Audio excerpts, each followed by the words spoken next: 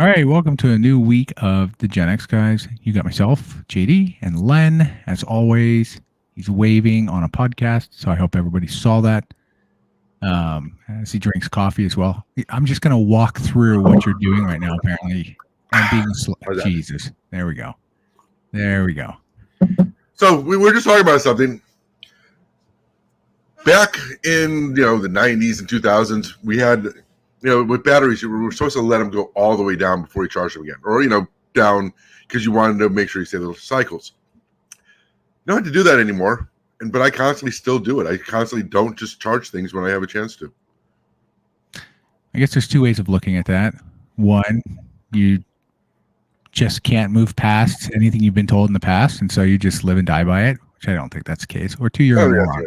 I'm going to go with the moron concept. I go with the moron. I had to agree. It's one of those things. And the thing is, it's like I know that it's not that I'm stuck because it's like I know that it actually has any benefit anymore. It doesn't. Lithium doesn't have that issue, but I still fucking do it.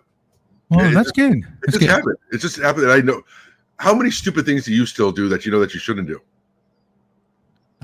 Honestly, I can't think of anything.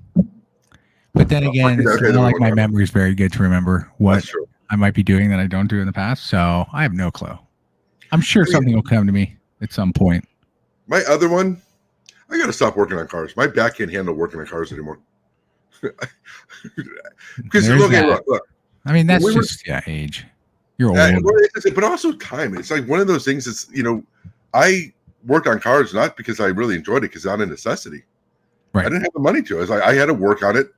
I mean, you and I had different reasons for it, but I mean, essentially, but that's just what we did. It's like, why are we going to send a car to somebody that, especially with your dad being a master mechanic, but still, it's like, but now I start working on it. I'm like, what the fuck am I doing this for? I can afford to send it into a shop and do it. So why don't I fucking do it? Because I look at the thing, it's the cheapest thing. It's having. I mean, it depends, right? Like, if you're saving yourself some, like taking it for an oil change, like oil changes, anybody can do themselves. It's really not hard. There's two steps to it. You drain the oil pan, you pull off the filter. Yeah, that's it. Depends on what car it is. True, depending how much excess you have, especially with newer cars, everything's fucking shoved in there and covered up. Oil changes I'll still do, because everybody will say that it only costs this much and you can be there for 15 minutes, but you got to drive there. But then you're doing with mass production people who may just thread your bolts wrong, screw it up when they put it back, because they're doing it quick. They're doing it quick. Yeah. And I've had that a couple times where the car was leaking oil after I'd gotten it back and realized, one, the bolt wasn't tight, or two, it was theirs were completely screwed, and I had to rethread it, or get a new bolt because they screwed up the bolt so bad. So like I had it where they didn't put the. I was noticing a slow leak and they didn't put a new crush washer on.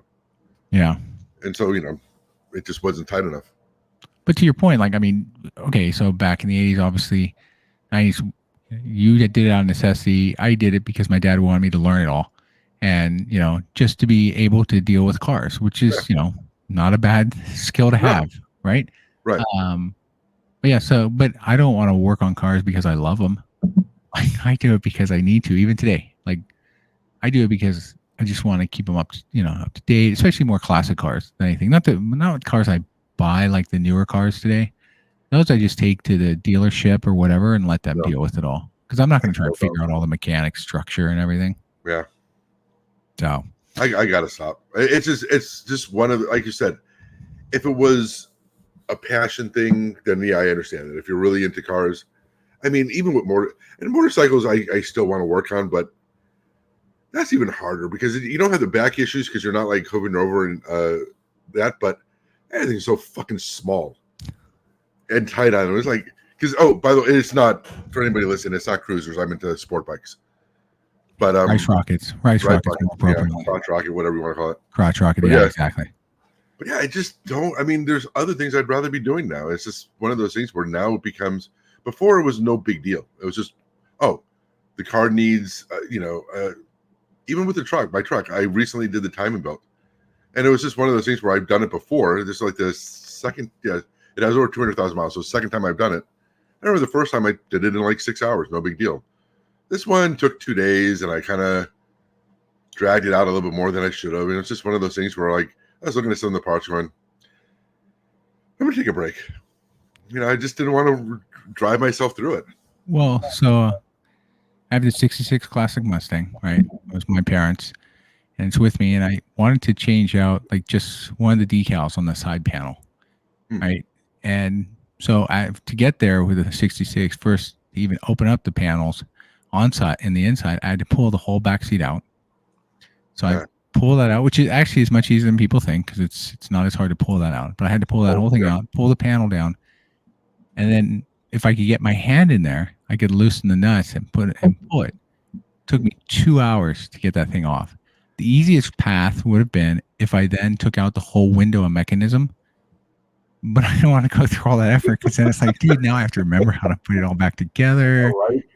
And so for 2 hours, I did it the hard way instead of just making my life easier and removing the piece out of the way. But it's like, okay, well, I still got to do the other side, and I haven't gotten to that one yet. I mean, they're not horrible, but I'd rather just consistently, and look well. But yeah, it's great. I think you have to be that there's a personality that goes through. Your dad, 100%. He just did it. And it's just, I think one of the things is you and I always look for a shortcut too. Like, I don't want to do that. That's too much work. And then we end up creating more work for ourselves. Yeah. There's always got to be a quicker way, which there is, which is the way my dad said, which is do it this way, and it's quicker. But no. We feel we're smart and we know better, which we didn't. So, So speaking of cars, we never talked about this. We've talked about this, but we haven't talked about it on here. We always had disagreements. What's your favorite classic car you wish you could own? 69 Camaro. There it is. That's right. I always say 68 Camaro, and we always had that year difference between each other. Because they are different. I mean, we know that there's a little bit different with the flare with the wheel wells. There's the tail lights. There's subtle, but it's just which one I prefer. Maybe it's just because it's 69. Being a fucking dumbass guy. Maybe. What other ones are? I mean, I know that's both of ours, like the Camaro. Like if we were just going to say, I would love to have that. What is it? The Chevy used in American Graffiti by Harrison Ford. I'm trying to remember what model it was. I always forget. But it wasn't the one they had in the movie. Was actually a makeshift of a couple different years that they put together, because they had to roll it in the movie. But that one was fantastic. I just love the full black 2-door. That just was fantastic. So I wouldn't mind that, but it's a giant brick, right? So it's but it's a fantastic car, or at least if I get it to look like that, I'd be excited about it. I was never into like Chargers or anything like that. Like you said, I think they were just a little bit too much. I think like when you look at the Mustang and the Camaro and some of the other ones that are that, like the pony type cars, they have a little bit more of the agile, not just the big monsters. Yeah, they're fast, straight line, but kind of want a little bit different. But yeah, that's true. And the thing is, you own 2 classic cars because of not because of your dad, but because your dad was a diehard Ford guy. I remember how much he loved working on your Camaro. Yeah, he hated Chevys. He'd work on them. He knew them really well. Obviously, he knew how to rebuild those too. But it's just the way Ford structured their engines, and the layout was much easier in a sense to put together and understand. Not to understand, because he understood them both, but I think it was just the compartment wasn't as tight. Yeah. Whereas the Chevy, like especially my 77, that was a tight engine compartment. So, which I wouldn't mind having that car again, especially the color I had, the midnight blue. That was fantastic color. You're welcome, by the way. We've already talked about that before. Yeah. Where you're abusing my car's ragtop, tearing off a whole side. So when it just looked horrible. Okay, yeah. I had those nervous twitches when I just do like I got to do something with my hands, and I didn't realize. I honestly, thinking back, I know that I didn't even realize I was doing it until I was like, "Huh, that is me, isn't it?" Yeah, but hey, you came over and helped pull it all off when we had to sand it down, so it wasn't too bad. That was getting our classic thing with your dad. That epitomizes. Yeah. There's many stories for that one. Yeah. But our trying to find the quicker way always backfired immediately with that car. So speaking of sort of cars that lead into sports, I don't know how, but I'm going to tie it that way anyway. Motorsports, that's true. Motorsports, but we're going to go past motorsports. So I was realizing this weekend's WrestleMania, the big WWE event. Not that I've watched wrestling in a long time, of any real statue, but this one looks interesting. But it also made me think, like, dude, do you remember? Were you a big fan of the '80s wrestling? Did you watch it all? I watched. I wouldn't say I was a big fan, but I watched it. So you're not going to watch WrestleMania. You're not one of those. My younger brother, Danny, 100%. You can't wait for it. I bet. But he's been into wrestling since back then, like 80s and on. He loves it. So who's your favorite wrestler for whatever you watched?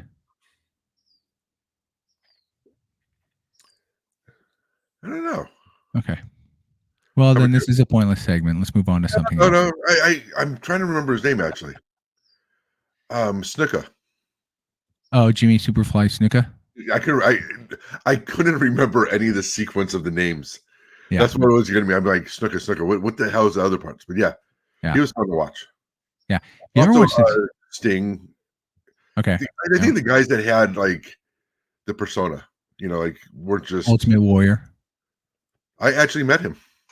Nice. They were doing WrestleMania at the Cow Palace. Okay. Wow. Okay. Right? That's what. Either WrestleMania. Yeah, it wasn't WrestleMania. Event. It was probably just a regular event. Yeah, I don't think it was WrestleMania, but it was a bigger event, and they had a bunch of them. And I was working at 24-hour Nautilus, not fitness. It was Nautilus back then. And him and two other wrestlers who I didn't know came in to work out. Oh, nice. They kind of asked, just keep an eye on me. Make the guy slips gives like $10 to just if anybody bothers them. I'm like, it's a 24 hours. This isn't a real gym. It's it's a what I mean. You know what I mean by that. It's just a standard gym. Yeah, it's for everyone. It's not like Gold's Gym used to be where it wasn't like a hardcore. Yeah. Right. And so it was also a Saturday. There's fucking nobody in there. Also, the guy didn't have his makeup on. They were fucking huge. He was big as fuck. Like, I've been into gyms like Gold's Gym and, back then bodybuilding gyms and worked out at those. He was big. He was fucking strong. So, yeah. Well, he definitely was using during the NWA areas or whatever it was. There were so many different organizations for wrestling back then in the 80s that were still broken out before it all consolidated really into WWE. But dude, okay, so you didn't follow wrestling as much, which is fine. But I know you and I would play the wrestling arcade machine all the time. The tag team one. The tag team one. Yeah. I remember that one. Yeah, good old that one they had like Andre the Giant, Hulk Hogan, your traditionals right there. Remember Big Boss Man? Oh, Big Boss Man, yeah. With the Billy Club. Yeah, exactly. The cop or the prison. Yeah, I shouldn't just do that with my hands, again, podcast. Yeah, no one knew what the hell that you were doing. You're just going to have strumming a guitar, dude. It probably looks like it, didn't it? Yeah. Yeah. You're going to constantly have to remind me that because I'm going to forget. Because we are doing the recording for video, and I just don't think about it. It's true. It's clear as day. Clear as day. But hey, it's a good imagination if people can kind of guess what you're trying to do at that point. Then they'll figure it out. I guess if there's just silence, that I'm doing something that's a visual thing. Yeah. Well, WrestleMania's tonight. It used to be a one-night event. It's now a 2-day event. Really? Yeah, Saturday and Sunday, and they got Dwayne Johnson back with his cousin Roman Reigns. Roman Reigns, yeah. The reason why I bring it up is because I haven't paid attention to this. I mean, I don't really follow this generation, and I think the last time I really watched wrestling of any real value was probably WCW, WWE days when they were battling each other. That was fun to watch. Yeah, the NWO and all that stuff. Hogan being the bad guy for a while. Yeah, turning bad. Exactly. So The Rock's kind of playing that role in this one. He's kind of turned a little bit too, but it's hard when people really like him. But he finds ways to get people to like boo him anyway. What is your impression of The Rock? What do you mean? I mean, my impression of him is, he's into a lot of things. He's very active. He's acting. He's got businesses. He's got the UFL now. Yeah. I feel he just likes. People are starting to turn on him. Like there's been like a thing where I think, especially after that whole thing that happened in Hawaii. I mean, did you? Yeah, where he wanted people to donate. Yeah. And it was that type of thing where, and I think what happened was after that, people started really looking at like a lot of things he does, and they wonder how much of like how he is as a good guy is really him, or is it a manufactured facade like WWE? Where they started seeing like all his roles are the same role, like he plays the same person. He has in his contract that he can't like get beat up, like he can't actually lose a fight in his contracts. How he did with how he kind of took over Fast and Furious. And just little things like that. People started nitpicking. It's one of those things where it's like, I don't really give a shit, to be honest, but it's just one of those things that kind of you started looking at and you're like, yeah, there's something to it. And also like, dude, I'm sorry, but he's our age and the way he looks, and people actually go, oh, well, he's half black, half Samoan. He has genetics. That's why he looks like he does. I'm sorry. I see a shit ton of black Samoan and all that, and none of them fucking look like that at that age. All right, but do they put the effort in? Have they lived their life consistently trying to eat a certain way and maintain that balance? Even though he looks better now than he did at any time of his life. Being that same athlete. I've seen plenty of 50-year-olds who look better now than they did at any point in their life. Well, I know. I'm just saying, though, being somebody who did that his whole life, now all of a sudden looks fucking huge and ripped. Yeah. I don't know. So to your previous points, like the whole Hawaii thing. Yeah, I agree there. That looked bad for him and Oprah Winfrey, right? Yeah. But I mean, it's like to your question, you think it's a facade on how he is in real life versus how he is at home, or how people. I don't think I've ever heard anybody say anything negative about him when they've met him in person, even just randomly walking. He's very accommodating. That's not true for a lot of other actors. No, I agree. So I don't think his is a facade. Who he is, what you see out in reality is who he really is. What he does in the ring is different. Like the whole heel thing is part of the show.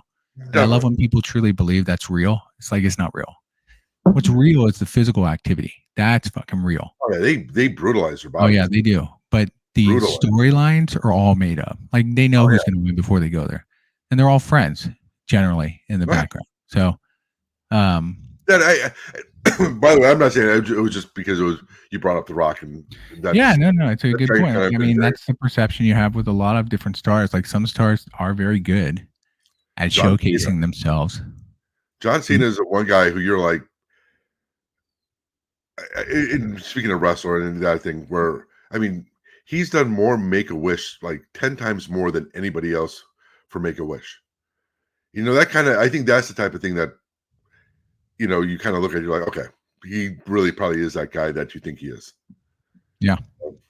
And it's just one of those things also, like when you look at with social media though, nowadays, how many of these stars get torn down? They work all those years to create an image, and then something gets found out or somebody sees something, and it just fucking spreads like wildfire now.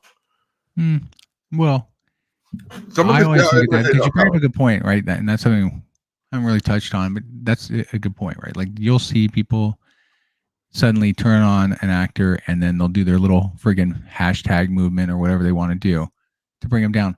But it's never a large scale. The challenge for the actor in that case is a silent majority or a small minority, right? The vocal minority. Yeah. There we go.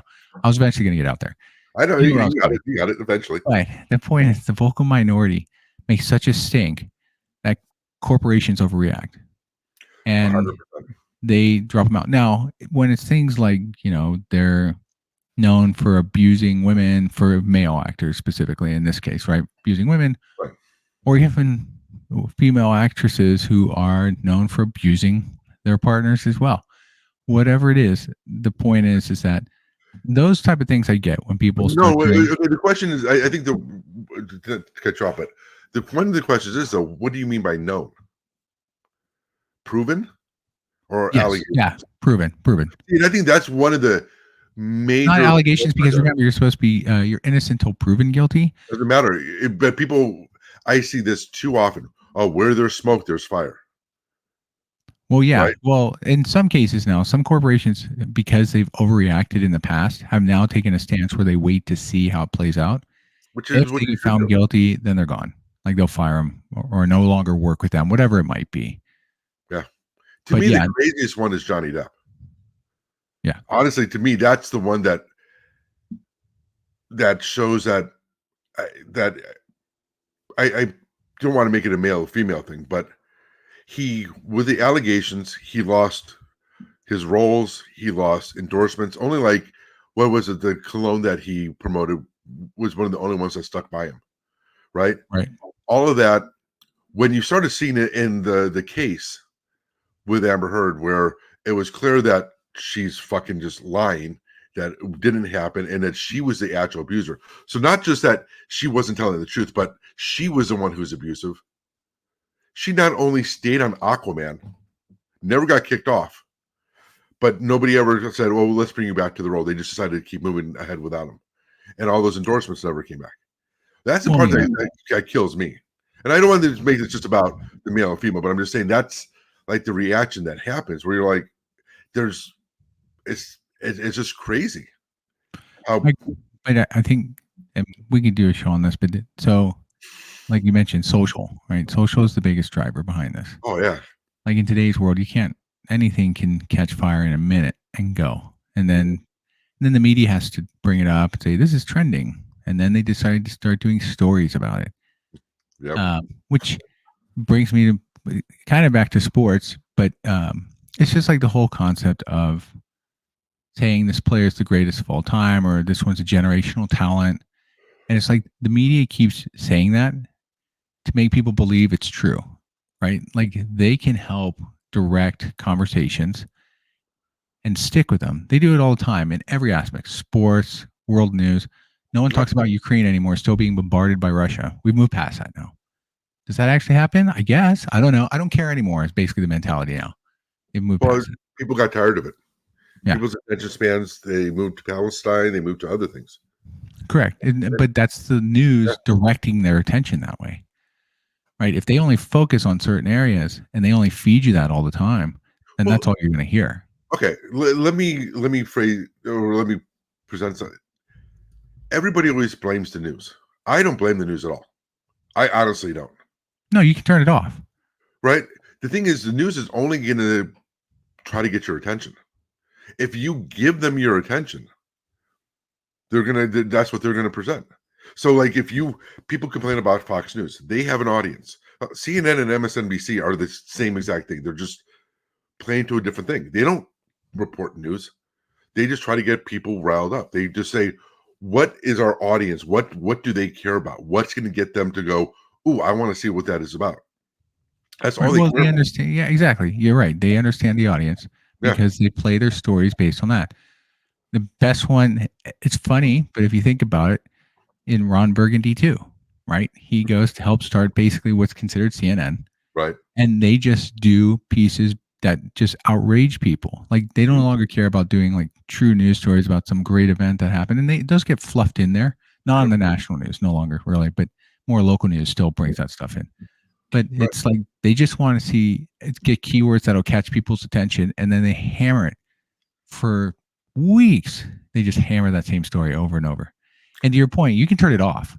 But my point is they're constantly hammering it. So even if you try to get away from it, it's still in your face, whether you want to or not.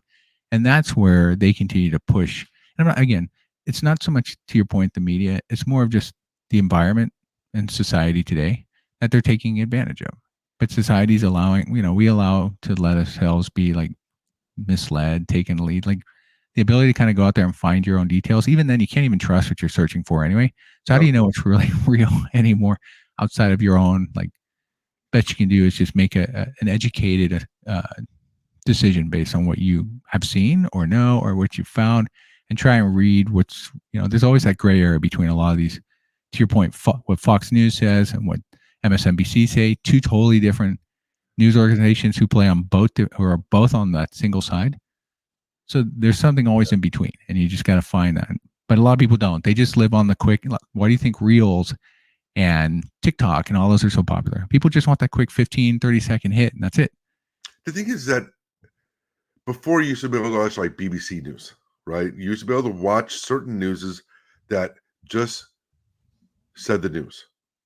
They said what happened. There was no opinion. There was no hyperbole. There was no like anything. It was just, this is what's happening. And it was balanced. It was just giving you information and you got to make your own opinion. But to your point though, even on like people now say like, oh, I get more news from TikTok than I ever did from this. And I get that. I'm like, but again, I will see, and I'm kind of thankful that I do this, but like I watch a bunch of different ones. Like I actually follow a few different news, doing like, like you said, like those 2-minute news things, right? It's easily digestible, but I'll still see ones report things. I'm like, wait, I just watched 3 of you say different facts about this or stating it as facts. Everybody in the comments are taking those facts as gospel. But I've just seen 3, and not saying that one's far left, one's far right, one's whatever. I think that they're usually trying to do it, but I wonder where they get their news from. You know what I mean? To your point, it's like, where is the source coming from? And then I see this, and I'm like, wait, you guys just said 3 different things. Yeah. And I actually think all of you probably believe it, but again, what's your news source? But then people will see that and go, because they hear it, it sounds good, it makes sense, and they just take it as gospel. Yeah.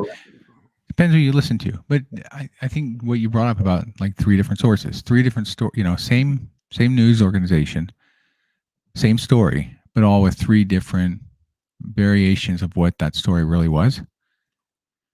And it's like anything, and this is true. It's like data. You can play with data, and you can massage data. You can pick data apart to create your story. Yeah.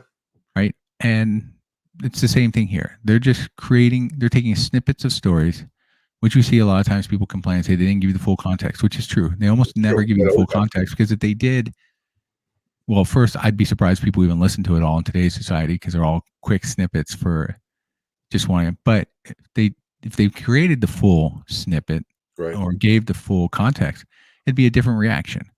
But that's not what they're looking for. They just want to get a reaction. Like, here's what they said. You can go find yourself is really what they're saying. Go find yourself what the rest of it is if you want to. But if you don't, here's the reaction. Hopefully it'll drive clicks. Hopefully it'll drive, more interest in the news. And I mean, look, unfortunately, it is what society is today. So I'm not here to say we can change it, because historically we're not going to change it at this point. Things just continue down these paths as we grow as a society, or I wouldn't even say if we're growing, but as a society. But anyway, so yeah, there's that context.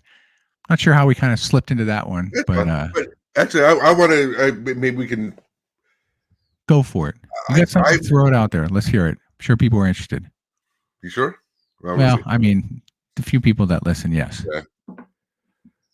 I can't imagine growing up as a kid today with social media.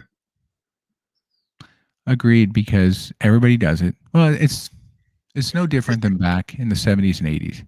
No, I think it's I don't. Okay, go ahead. Well, I was going to say, I know where you're going with, right? Like social media, because it's always there and you're always on it, and then there's ways for people to attack you on it and whatnot, or at least that's where I think you're going with it. No, it's not. Go ahead. Okay. Well, anyway, I was going to say, it's more about you have to do it because everybody does it. It's no different than 70s or 80s or 60s or 50s. There's always something everybody does that you have to do as well, whether it's social, whether it's smoking, whether it's drinking, whether it's whatever. So anyway, go ahead. Sorry. I was going to say it's how I see these generations perceiving the world. Because growing up, we didn't, we were like solidly middle class, right? What middle class meant in the 70s, 80s. Probably for me, I was probably closer to the very low end, just because I was raised by a single mom and then my grandmother, so maybe even lower than that. But still, we, the bottom line is we didn't have money. Right. And so, but the thing is, everybody that we knew didn't have money. And the people that did have money had a little bit more money, right? It was like, oh, they got a VCR 2 years before we did. Right. I mean, that's what I mean. I think kids today think about the TV, oh, how much did the houses cost? Yeah, but luxury items we couldn't fucking afford. A VCR was $800 in the 80s. Yeah. I mean, it wasn't like when we got a VCR, it was like getting a microwave. That was like fucking a big deal. But I knew people that got it like a year earlier. But I mean, but nobody that we knew had, nobody had Mercedes back then. Like if somebody had a Mercedes, it meant something back then. Remember, like I was like, oh shit, they have a Mercedes? Not like today where you can buy a few years old one for 20 grand or whatever. But anyway, so like we only knew what we knew. I knew you, I knew everybody else in our circle, and that's all we knew. The only time you ever saw like rich families was a John Hughes film, where it was the poor, the wrong side of the track type thing, right? Right. And that's all we knew. So there was really no envy. There really wasn't any of that where your perception of the world was, our world was, well, we went camping. We didn't fly to Hawaii, all that type of stuff. Right. But with social media today and being able to see what they can see and the influence, I think a lot of kids today have a really distorted sense of what life is supposed to be. Like they see all these people their age, living a certain lifestyle. And some of it is real. Like some of them actually do live that lifestyle. Some of them fake it or just present it in a certain way. But I mean, we, like you said, you even brought it up. Like there's always that thing of peer pressure or anything like that. But now it's peer pressure or that expectation of what your life is supposed to be on a bigger scale, and you can see it in this generation when you kind of see some of their, and I don't want to make it into the thing of, oh, this generation doesn't want to work. I don't think it's that they don't want to work. I think it's that what their perception of what life is supposed to be like is sadly distorted by what they constantly see. Because I look at it that type of thing like humans, we have it fucking easy compared to the, if you go back for all of humankind, we fucking have it easy. I mean, people can say whatever they want, but look at our life expectancy, the luxuries that we have, cell phones, everything that we have it fucking, I mean, it's even compared to us in the 80s. I mean, we are living our best lives. Is it perfect? No, it's not a utopia. But I mean, go back just 200 fucking years ago or even 100 years ago. What was infant mortality? People died of random ass shit that we take for granted today. Well, yeah. I mean, medically, and things have obviously evolved over time. Technology, medicine, and so forth. So things are definitely much better, which is why people live so long. Yeah. Which there's something to be said about the downside of having people live so long too. True. To everything we have in place. Yeah. Just Yeah. But to your point, yeah, like the difference is, and I think this comes back to it, and you said social, but I'm going to encompass everything, like just the digital age, right? The digital age, whether it's social, internet, whatever it is. This comes back to my point earlier. Like there's so much out there, and it's been brought up by others too. There's so much out there. You can pretty much, if you have a certain belief of a path, you can kind of search a certain way and always go and get just that news to best fits what you think. It comes back to the data concept. Like you're massaging it to what you want. And my biggest concern is people aren't like challenging themselves to look past that. Like they can't open up and understand and try and get it maybe from both sides, but at least try to dig deeper into the issue and not just think their way is the one way. No, I totally agree. But I think because it's so hard to find that info, because everything exists, like back in the 80s, we had newspapers and we had local news. The newspapers had limited print, right? Decimal system. If you wanted to go find information out, you had to research, and it wasn't just typing a keyword into Google. Right. Internet didn't exist. Yeah. You had limited access to information. You had magazines you could get, Time Magazine, National Geographic, which was always nice. Yeah, the magazines you could get. Newspapers you'd get daily, but the newspapers, again, had limited content that they could put in a day. Of course. And that was it. It was done. They couldn't update it like you can today, where you can update a story quickly on the internet or make changes or add additional, elements or quick news hits and suddenly it's up there. But my point is like access to information was smaller and it was very finite, meaning we could only access it that day. And that was pretty much it. We weren't going to get anything new unless like some major event happened and they cut into your programming for national news. Whereas today, there's just too much. Way too much. Drier. I mean, it was also just news. I think it was just news, but I mean, we also were like people say, they keep kids like back in the 70s and 80s. We didn't care. Our parents let us roam free and do everything. Yeah. Now, is the child abduction rate the same as it was back then? Well, and the thing is, they always say that, the biggest thing is like 98% are people that you know. Right. Or, but it was just because Kerry Collins, that was the big one, at least for us. But but the overreaction of this one thing happened, so we need to we can't let this one thing happen ever again. Well, I don't think my parents ever overreacted to that. Like, I don't think mine did either. No, I guess my point is that if we but a society, we didn't have access to all the news coming in saying these people have been, like shootings or kidnappings or murders or, all things that are happening all the time, every day. Back then, we didn't have access to that on a daily basis. Like some of the world, at least in other cities, was more removed from what we knew, primarily because unless there's a massive thing, like unfortunately a mass shooting or something along those lines. So a major event. Major events. But the day-to-day stuff that you can find pretty much anywhere, or even if it's a smaller issue that they decide it becomes a big event because it's tied to, whether it's shootings or children or some, people disappearing, whatever it might be, the access is there. So that's why I think some people get a little bit more locked in or more, controlling to make sure they see the world, to your point, like they see the world differently. They see the world differently because it's of all the details are given and it's hard to filter through and see how does it really impact them versus, they have the knee-jerk reaction.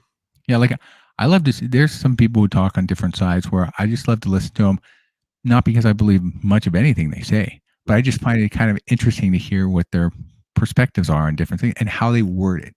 To me, that's the more important part because that comes back to like how you're positioning it. I like to hear how they're wording it and how people react to it because it just leads to the concept of like, are they able to think through that and understand that maybe this person is just BS or not? So.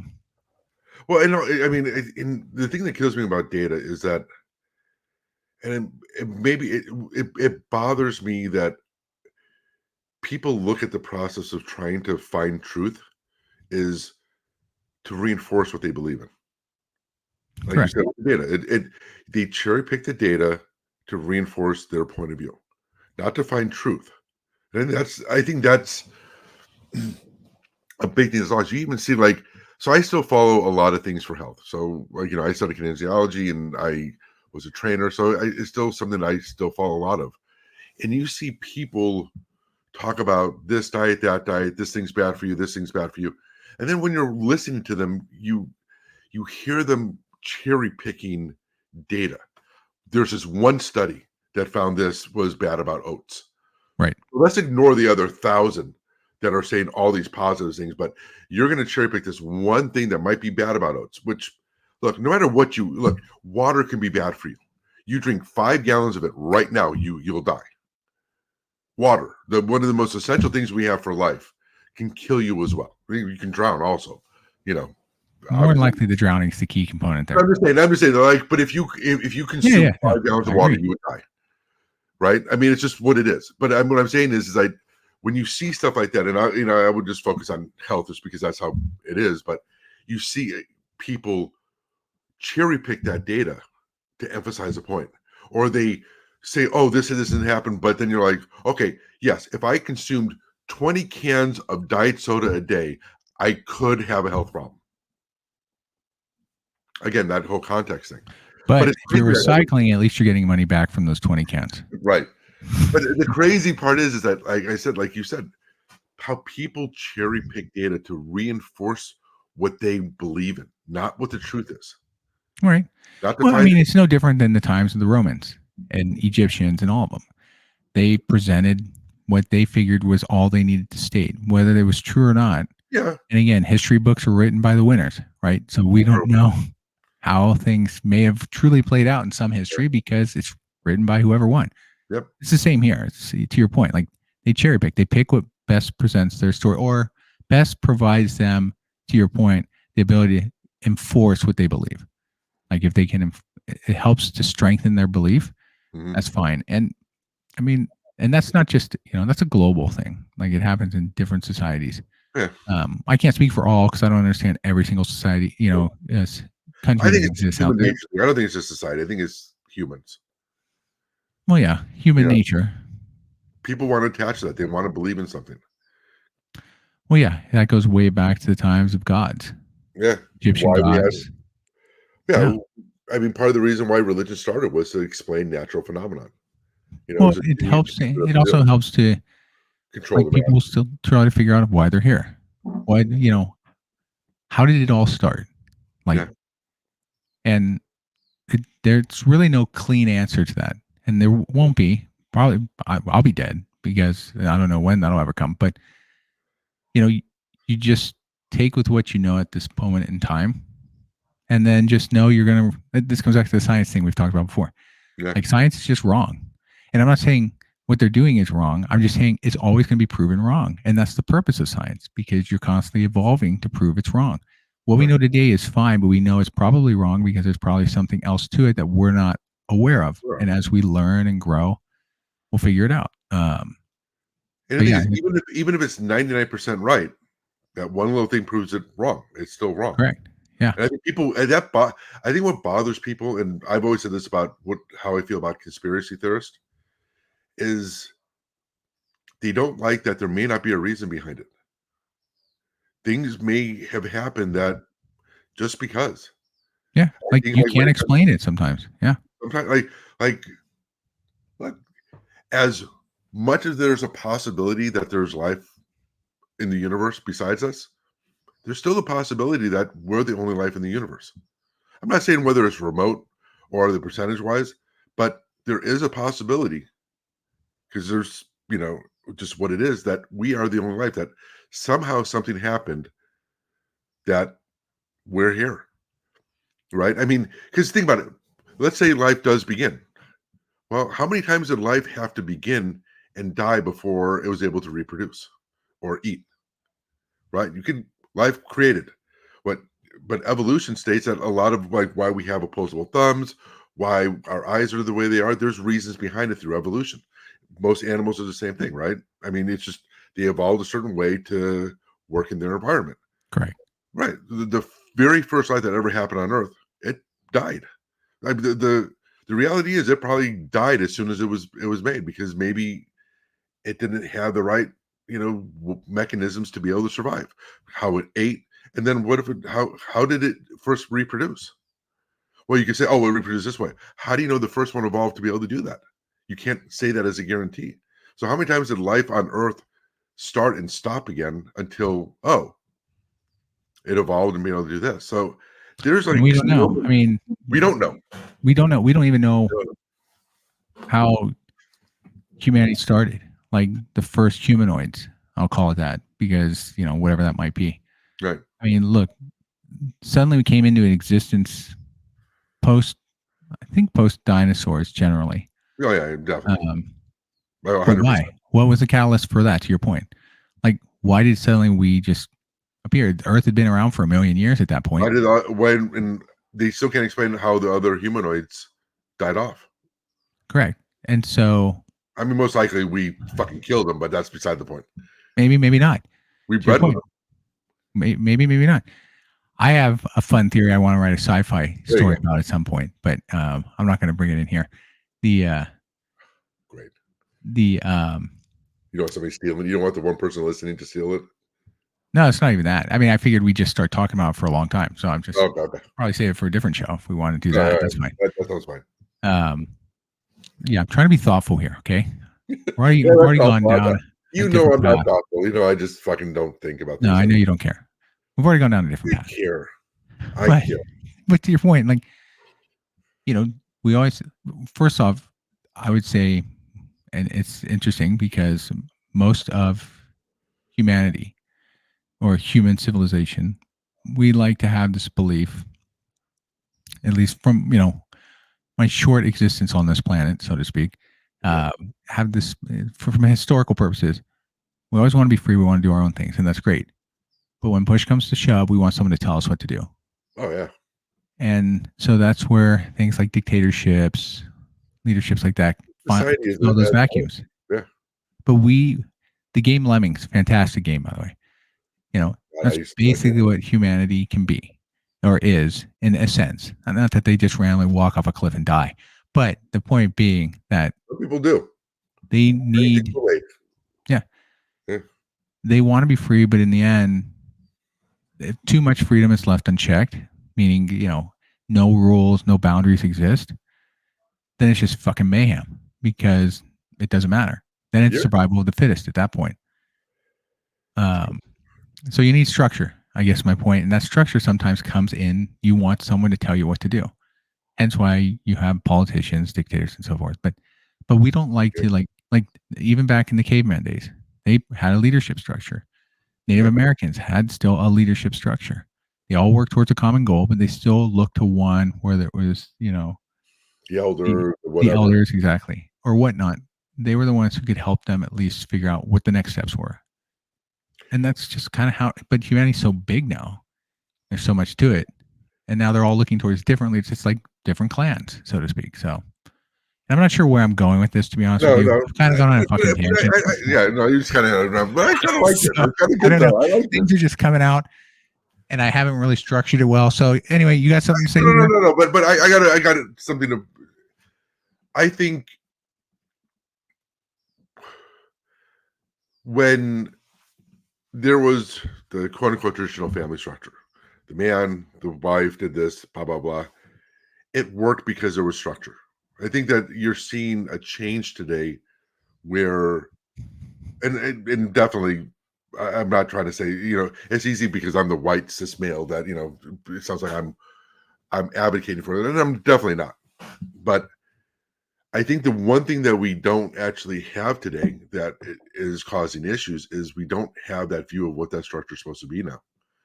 I think, with women being seen as equals to men, blah, blah, blah, and everything. And again, I'm not saying I want women back in. Stop it. I can see that look on your face. Well, you got to stop prefacing stuff with those comments. I know, but I always, but it seem like you do want them, but I know you don't. I know you don't. I'm just saying. But what I mean is I think there has to be a fundamental change about that. We got to, I think today there's so much about the battles. It's like, women's rights, race and all that. It's becoming to the point where we're swinging so much farther back, or we're swinging so much farther from what we worked towards, like in the 80s and 90s, where there was equality, trying to break down walls and segregation and separation, that it feels like more and more now that as a society we're segregating even more. We're reversing direction. I think it's horrible. I think it's like, and I definitely want like the benefits, but I think that it's just like with always, we just seem to swing so far in another thing, and everybody's becoming so tribal. Like you said, I think everybody wants that feeling of belonging, right? Feeling of belonging to a group is kind of part of what you were talking about, and I think it's getting worse now. And I think social media is a big catalyst for this because people, they get into their bubble, they get into their bias confirmation type groups that just reinforce that, and then they have a sense of belonging, and it's like, but the problem is that you start making it us against them. And I just see that more and more happening now as a breakdown, where it's like, I think that the societal norms that we held on to forever has to change, but I think that it needs to go into a better direction of cohesion, not this tribalism that we're really getting into. Yeah, it's just kind of crazy because you just see it happening all the time now. where there's just major, like, you can't say any. And maybe the reason why I also preface it is because I see how much people have this inability to say two things can be true at the same time. Right. Well, and people are also afraid to speak their minds because in the social world, then there'll be whatever the hell that term was called, which I'm forgetting because I'm old. But to your point, yes, I always laugh because what you mentioned is what I see, like a reverse in trend, so to speak. Like if the goal, like the primary goal within just the United States alone, I know the forefathers said all men are equal, but I mean, okay, let's evolve past that. All men and women, whatever, all citizens of the U.S. are equal. How about we do that, right? Yeah. Or just all people are equal, right? Really, in the end, it's really what we're trying to achieve. All people are equal. Jesus, I'm struggling here to get the words out correctly. Anyway, but if we want to have that, to do that, we have to be able to remove these structures we put in place. And these structures, to your point, can be anything. It can be like support for a certain ethnic group or a certain group of individuals. I mean, I have specific examples I want to call out in general, but you can see that we're creating those sort of breakouts where like the battle going on with the different unions out there. I guess the way I'm trying to put this, because I'm trying to think of how to best put this that makes sense. Because I could go all over the place, and I don't want to go all over the place. Keep it focused here. But the thing is, to your point, we create borders. We create, first off, we create division, whether we want to or not. We do. You can take a look at the simplest form. We have the states, right? Each state has its own belief. Each state's implementing its own guidelines and rules that fight against core values you'd want for, and they're not, in their minds, they're not fighting against it. They have a different way of looking at core values, which is a different discussion we can go into. But at every level we do it, we create this sort of separation, whether it's in sports, our favorite sports teams, the cities we grew up in, we like them. Like San Francisco probably doesn't like LA, and LA doesn't like San Francisco. I'm using that just because of reference. California, and then countries battled each other. I mean, we introduced these competitions against each other first and foremost, but we're doing it in ways where we're separating everybody out, and we're specifically labeling them one group or the other this way. And now we've taken it further into society and decided to create those blockers as well, or create those buckets. And when you start bucketing people into these, to your point, when we're bucketing everybody into different groups or different requirements or different needs, are we really solving? No. Are we really getting to the goal of all people are equal? If we keep saying you're equal, but we want to really recognize this group, or we're all equal, but this new law needs to go into place for this, whatever state or whoever it might be. But in all fairness, and I was thinking about what you're talking. I'm like, dude, I wish I'd, as a kid, talked to someone and asked these same questions if I'd known them back then. Right. But to someone who's 60 at that time, like in the 80s, someone 60, because I'd love to get their opinion on what they saw change over time. Right? Because they probably have the same view we would, which is things have gone in a direction they didn't expect, which may or may not be good, right? Depending on the perspective. But yeah, I agree with you. I mean, I think, but it's a challenge. I think it's society. It's how we've lived historically as, human civilization. It is what it is. There's always the creation of division, whether it's intended or not. It just happens. I think people flock to it. Like you said, I think that's what people desire. I think when you talk about like these racial divisions and people creating this, doing that, and doing that, I honestly don't think that it's as much for advancement, but they want a place to belong. They want a place where they can feel safe and secure. Yeah.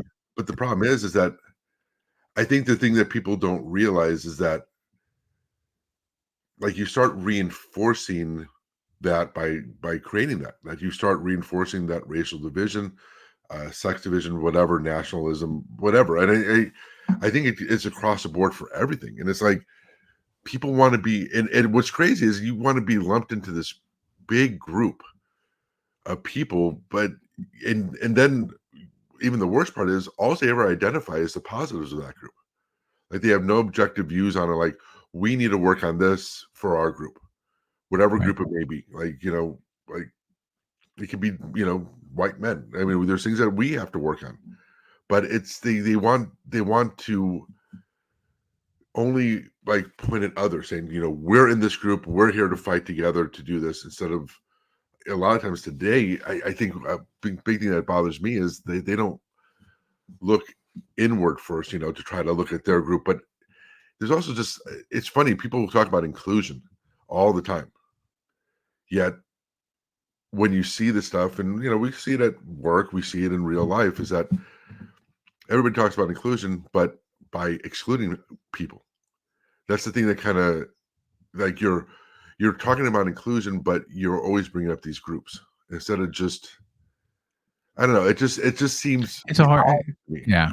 It seems the opposite to me to say that you're talking about inclusion and bringing people in, yet you're talking about not the similarities but the differences. You're kind of agreed. I mean, you see, it doesn't seem as productive as it could be. I'm not saying it's right or wrong. I'm saying that I think that there's not that balance where, you know, inclusion should be, because I look at like blending as what it is. Like we both have interracial marriages, right? You know, where, but it's not that my wife is losing her Filipino heritage or I'm, you know, trying to force my whiteness on her or anything. I think if you look at like with both of our families, there's just a mix of it. And I think that's really what we should be trying to do. Like, I don't know why we went away from the whole idea of a melting pot, where it's not about losing one, it's about gaining something. And it, I like, look, there's certain things about Filipino food and white food that we blend together. Pot roast with rice, fucking so much better than putting over mashed potatoes, to me.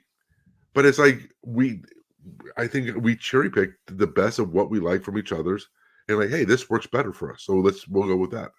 Yeah, no, I agree. And that's the way it should be. I don't know why we went away from the melting pot. I think that getting away from that, I think they intentionally went away from the melting pot. By the way, I think they still think it's going there.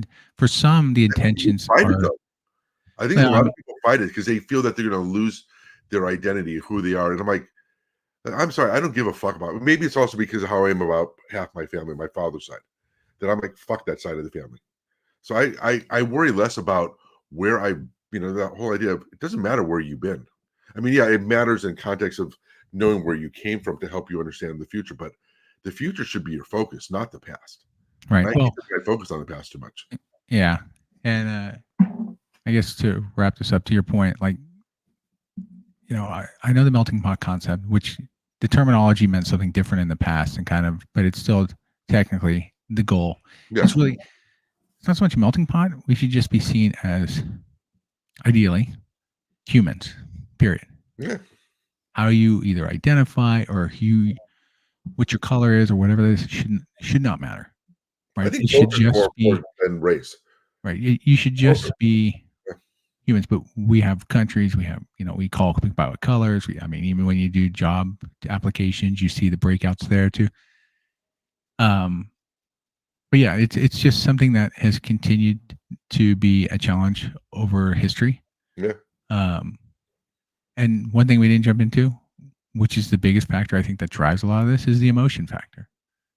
Yeah. Emotion is the biggest contributor to a lot of where these things go. The decisions made, and personal beliefs are based on emotion.